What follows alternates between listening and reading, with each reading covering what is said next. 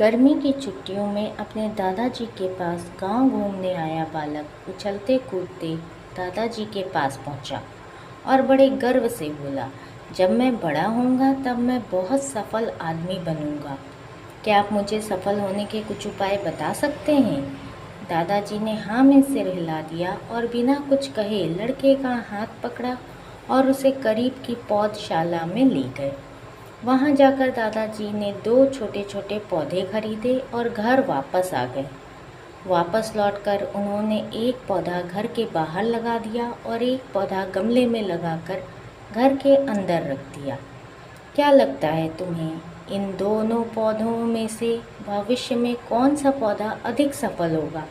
दादाजी ने लड़के से पूछा। लड़का कुछ क्षण सोचता रहा, फिर बोला, घर के अंदर वाला पौधा ज़्यादा सफल होगा क्योंकि वो हर एक खतरे से सुरक्षित है, जबकि बाहर वाले पौधे को तेज़ धूप, आंधी, पानी और जानवरों से भी खतरा है। दादाजी बोले, चलो देखते हैं आगे क्या होता है, और वह अखबार उठाकर पढ़ने लगे।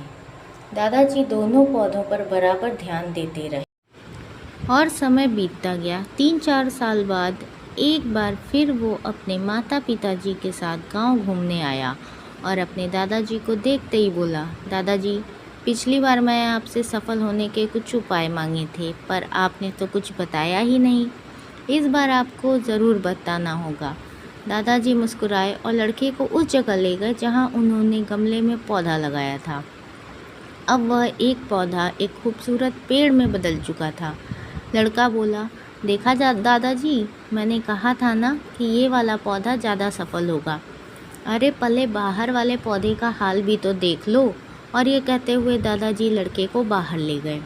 बाहर एक विशाल वृक्ष गर्व से खड़ा था। उसकी शाखाएं दूर तक फैली थीं और उसकी छांव में खड़े राहगीर आराम से बातें कर रहे थे। अब बताओ कौन सा पौधा ज़्यादा सफल हुआ? दादाजी ने पूछा। बाहर वाला। लेकिन ये कैसे संभव है? बाहर तो उसे न जाने कितने खतरों का सामना करना पड़ा होगा। फिर भी लड़का आश्चर्य से बोला। दादाजी मुस्कुराए और बोले, हाँ, लेकिन समस्या का सामना करने के अपने सम्मान पुरस्कार भी तो हैं। बाहर वाले पेड़ के पास आज़ादी थी कि वो अपनी जड़ें जितनी चाहे उतनी फैला ले, अपनी शाखाओं से आसमान को छू ले। बेटे, इस बात को याद रखो और तुम जो भी करोगे उसमें सफल होगे। अगर तुम जीवन भर सुरक्षित विकल्प चुनते हो तो तुम कभी भी उतना नहीं उन्नति कर पाओगे जितनी तुम्हारी क्षमता है। लेकिन अगर तुम तमाम खतरों के बावजूद इस दुनिया का सामना करने के लिए तैयार हो तो तुम्हारे लिए कोई भी लक्ष्य हासिल करना असंभव नहीं है। लड़के ने लंबी सांस ली और उस विशाल वृक्ष की तरफ देखने लगा।